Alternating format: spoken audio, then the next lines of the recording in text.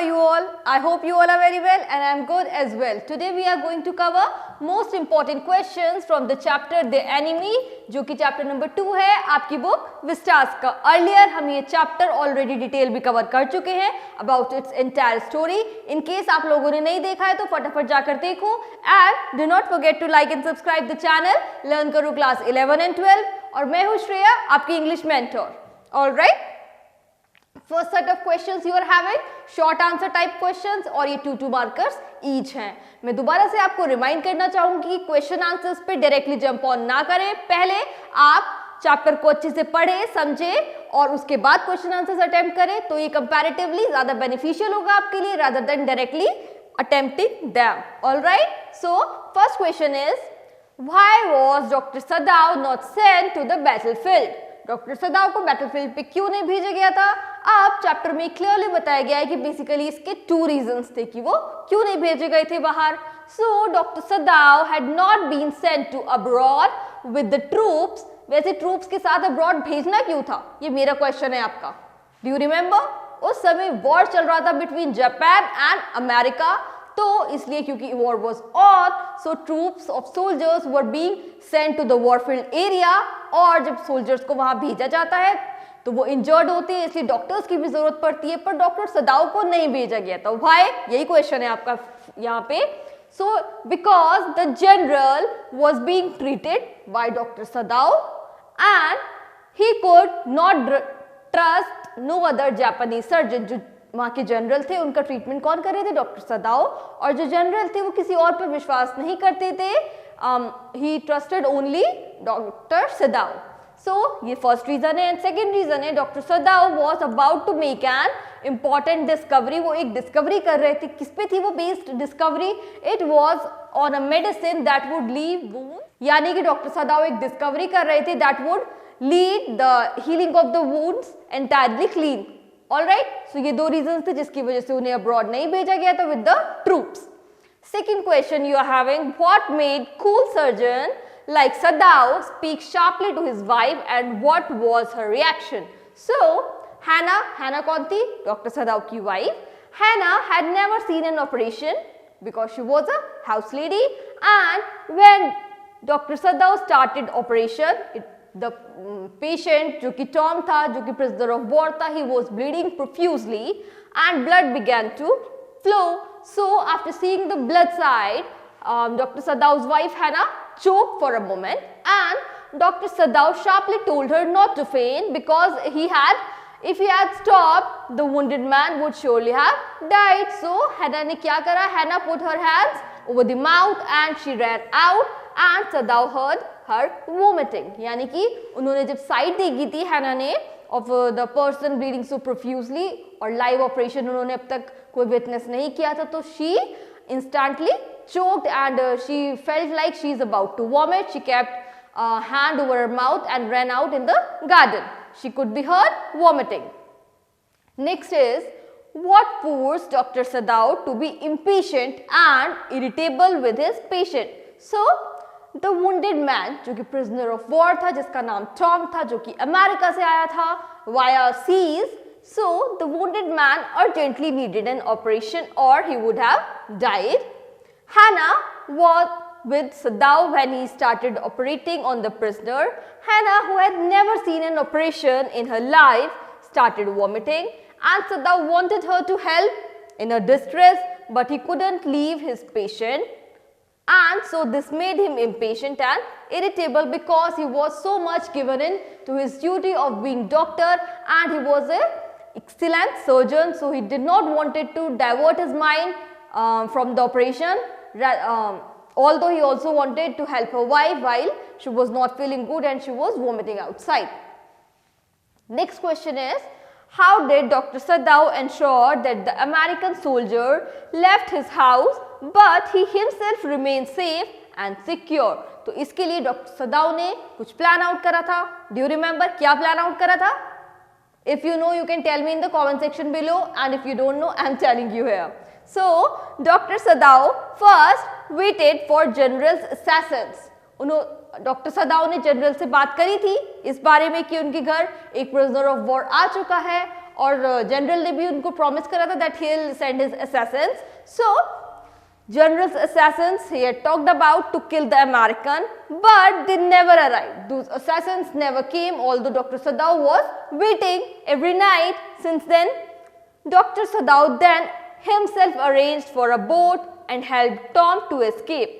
पहले assassins का wait करा जनरल से बात करने के बाद, लेकिन जब several days तक assassins नहीं आए तो डॉक्टर सदाओ ने दूसरा प्लान बनाया. क्या प्लान था? उन्होंने एक बोट अरेंज करी, कुछ चीजें अरेंज करी like food, clothing and some things like torch which Tom would have required, and in this way he helped Tom and to escape from the his house, and he later on told general that the prisoner had escaped all by himself.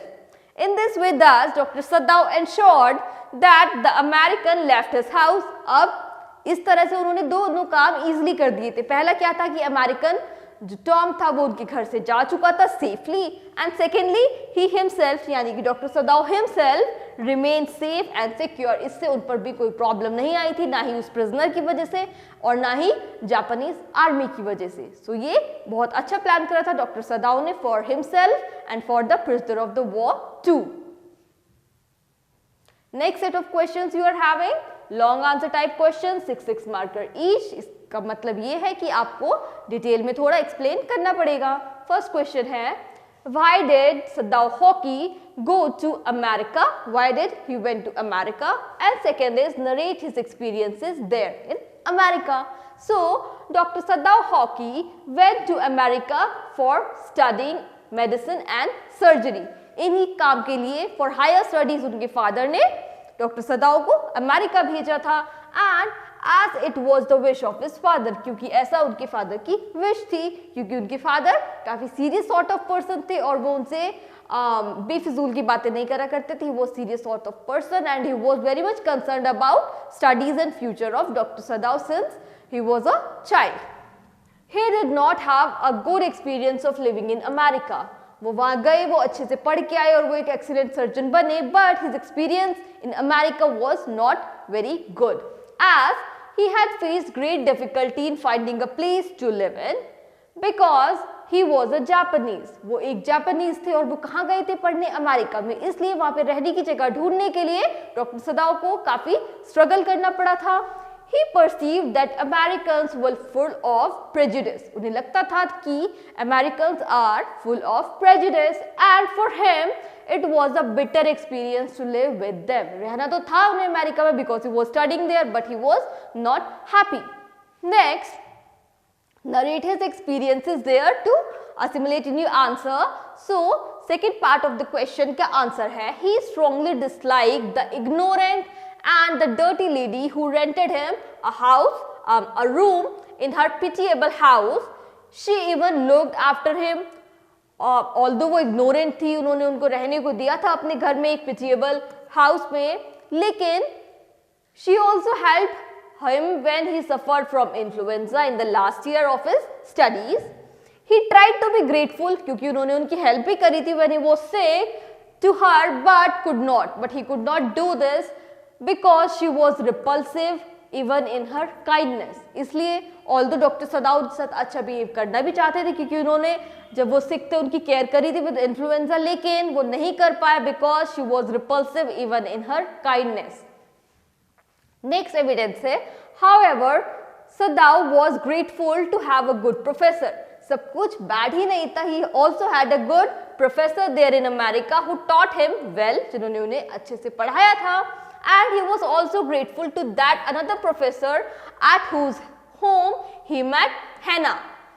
एक professor के घर पे ही वो अपनी wife हैना से first time मिले थे, इसलिए वो उनके भी ग्रेटफुल थे कि अगर उस दिन वो उस पर्टिकुलर प्रोफेसर के घर पे ना गए होते तो वो हैना को कभी मिल ही नहीं पाते. एंड इमीडिएटली लाइक्ड हर. वहां पे जब वो फर्स्ट टाइम हैना को मिले थे जो कि वहां पे न्यू स्टूडेंट थी, he started liking him.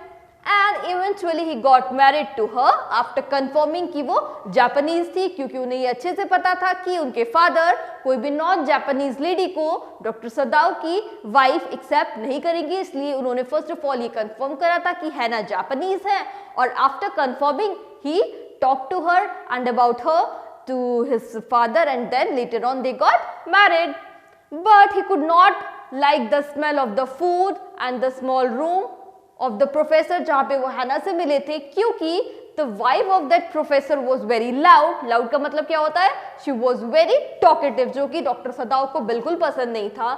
And although she tried hard to be kind, वो काइंड बिहेव करने की कोशिश तो करती थी, बट क्योंकि वो इतनी लाउड थी इसलिए उनको डॉक्टर सदाओ बिल्कुल पसंद नहीं करते थे. Next question you are having, what impression do you form about doctor Sadao as a man and as a surgeon? तो दो डिफरेंट पार्ट है, doctor Sadao as a man and as a surgeon on your reading the chapter the enemy. So the answer would be doctor Sadao is not only a superb surgeon but he is a superb human being as well. तो दोनों ही चीजों में उनको full marks दिए गए हैं. As told here, he was a superb surgeon and he was also a superb human being. And now we'll tell how these both statements are true.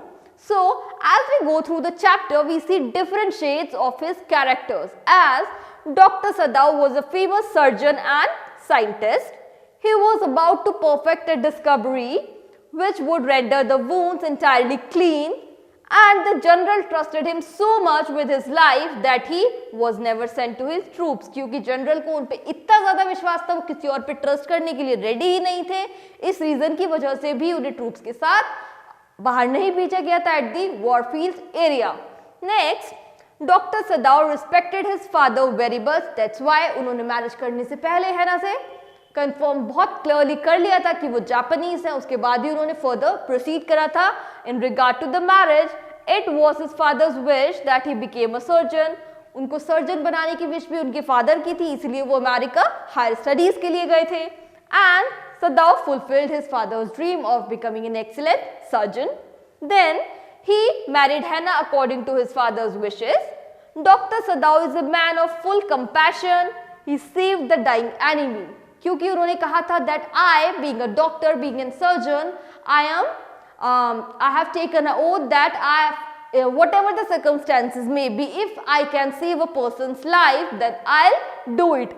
और जैसे कि पर्टिकुलर केस में जिस पर्सन की उन्होंने हेल्प करी थी वो उनका रियली तो एक एनिमी था, लेकिन उन्होंने कौन सी ड्यूटी यहाँ पे फुलफिल करी? Of being a good doctor and a good human being. इसलिए उन्होंने उसकी हेल्प करी, उसे ऑपरेट करा और उसकी लाइफ को सेव किया था.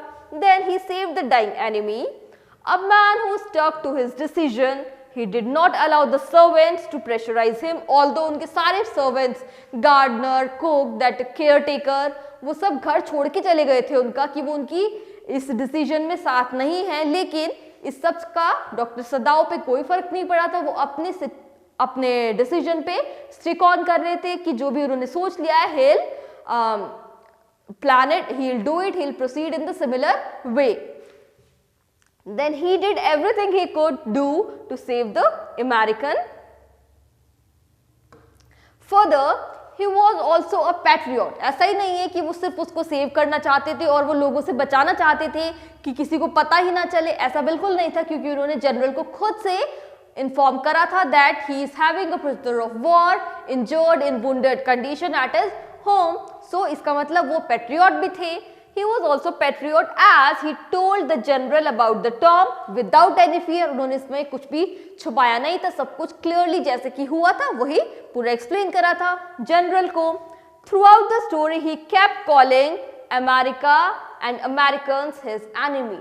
उन्होंने कभी भी नहीं कहा that person who came to his house injured is not his enemy. उन्होंने बोला था जब सर्वेंट्स चले गए थे तब भी बोला था कि ऐसा नहीं है कि Americans are not our enemies, जैसे कि सर्वेंट्स उसको देख रहे हैं कि all the Americans are enemy, Americans are enemy of doctor Sadao also.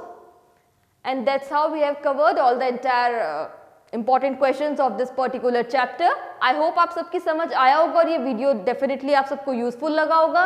Still if you have any doubts, any queries, कोई भी प्रॉब्लम है रिगार्डिंग द क्वेश्चन आंसर्स और regarding the chapter 2, you can ask me in the comment section below.